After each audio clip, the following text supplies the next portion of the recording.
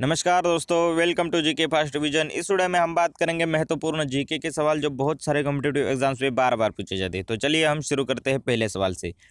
पहला सवाल है, आयरकुट ने हैदर अली को कब पराजित किया था? आयरकुट ने हैदर अली को कब पराजित किया था? इसका सही उत्तर हो जाएगा 1781। अगर आपने आंग्ल मैसूर युद्धों की टाइमलाइन और उन युद्धों को अच्छी तरह से पढ़ा है तो आप ऑप्शन के अकॉर्डिंग भी इसका उत्तर दे सकते थे, क्योंकि ये घटना है द्वितीय आंग्ल मैसूर युद्ध की, और द्वितीय आंग्ल मैसूर युद्ध हुआ था 1780 से 1784 के बीच में। तो चलिए हम इन युद्धों को भी देख लेते हैं। प्रथम आंग्ल मैसूर युद्ध हुआ था 1767 टू 1769 के बीच में, और 1769 में मद्रास की संधि के साथ ये युद्ध समाप्त हुआ था। उसके बाद 1773 में आया था रेगुलेटिंग एक्ट, जिसके तहत बंगाल के गवर्नर को बंगाल का गवर्नर जनरल कहा जाने लगा, और बंगाल का पहला गवर्नर जनरल बना वारेन हेस्टिंग। इसके बाद हुआ द्वितीय आंग्ल मैसूर युद्ध, जिससे ऊपर वाला सवाल पूछा हुआ है। ये हुआ 1780 से 1784 के बीच में। जैसे कि आपको पता ही था, प्रथम आंग्ल मैसूर युद्ध समाप्त हुआ था मद्रास की संधि के साथ, लेकिन अंग्रेज़ों ने इस संधि का पालन नहीं किया और हैदर अली अंग्रेज विरोधी गुट में शामिल हो गया।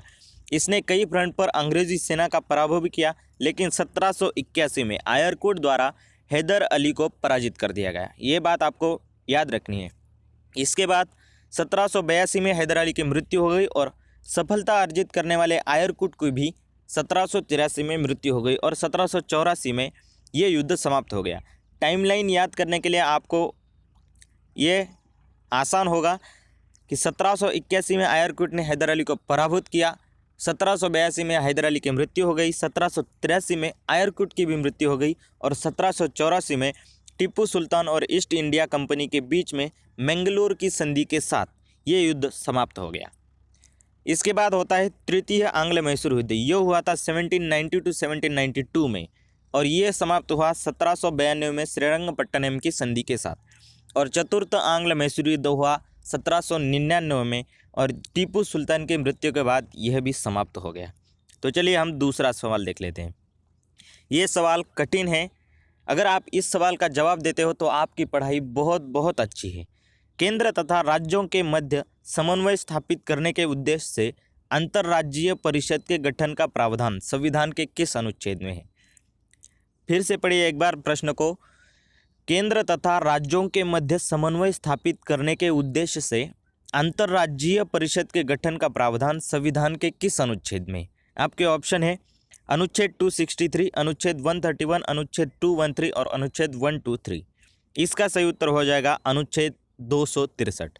इसके तहत केंद्र तथा राज्यों के मध्य समन्वय स्थापित करने के उद्देश्य से अंतर्राज्यीय परिषद के गठन का प्रावधान भारत के संविधान में किया हुआ है। बाकी के अनुच्छेद के ऑप्शन भी हम देख लेते हैं, ये किसके लिए है।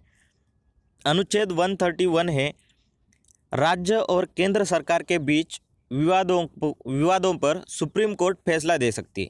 इसके साथ ही राज्य और राज्यों के बीच के भी विवादों पर सुप्रीम कोर्ट फैसला दे सकती है। ये विशेष अधिकार सुप्रीम कोर्ट को अनुच्छेद 131 के तहत दिया हुआ है। अनुच्छेद 213 आपको पता ही होगा, राज्यपाल को अध्यादेश जारी करने की शक्ति देता है, और अनुच्छेद 123 राष्ट्रपति को अध्यादेश जारी करने की शक्ति देता है। अगला सवाल है, तीसरा सवाल, स्तनधारियों का हृदय कितने कक्षों का होता है? स्तनधारियों का यानी कि मैमल्स का हृदय कितने कक्षों का होता है? तो इसका सही उत्तर हो जाएगा 4। यहाँ पर बाकी भी हमने लिखे हुए हैं। 2 चैम्बर फिश में होते हैं, मछलियों में होते हैं 2 चैम्बर का हृदय, 3 चैम्बर एम्फीबियन यानी कि उभयचर जानवरों में होते हैं, और 4 चैम्बर होते हैं मैमल्स में। मैमल्स में ह्यूमन भी आता है। तो चलिए हम अगला सवाल देख लेते हैं। कांग्रेस के सदस्यों ने 26 जनवरी को प्रथम स्वतंत्रता दिवस कब मनाया था? कांग्रेस के सदस्यों ने 26 जनवरी को प्रथम स्वतंत्रता दिवस कब मनाया था? तो इसका सही उत्तर हो जाएगा 1930 में मनाया था। अब इसके बारे में जानकारी ले लेते हैं। 1929 का लाहौर अधिवेशन, ये यहाँ पर आप याद रखिएगा, 1929 में लाहौर में हुआ था कांग्रेस का अधिवेशन, जिसके अध्यक्ष थे पंडित जवाहरलाल नेहरू। इन्होंने भारत को पूर्ण गणराज्य का दर्जा दिलाने का प्रस्ताव पेश किया था, लेकिन अंग्रेज़ों ने इसे नामंजूर किया।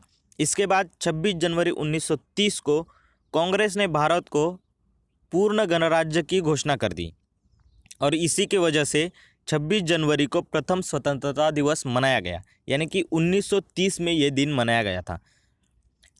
इसलिए इस दिन का महत्व बढ़ाने के लिए, जबकि हमारा संविधान 26 नवंबर 1949 को ही तैयार हो चुका था, लेकिन इसको लागू करने का फैसला किया गया 26 जनवरी 1950 को, और इसे इसी दिन आधिकारिक तौर पर लागू किया गया। तो चलिए हम अगला सवाल देख लेते हैं। 5वां सवाल है, 101वां संविधान संशोधन किससे संबंधित है? 101वां संविधान संशोधन किससे संबंधित है? इसका सही उत्तर हो जाएगा वस्तु और सेवा कर। वस्तु और सेवा कर से संबंधित है।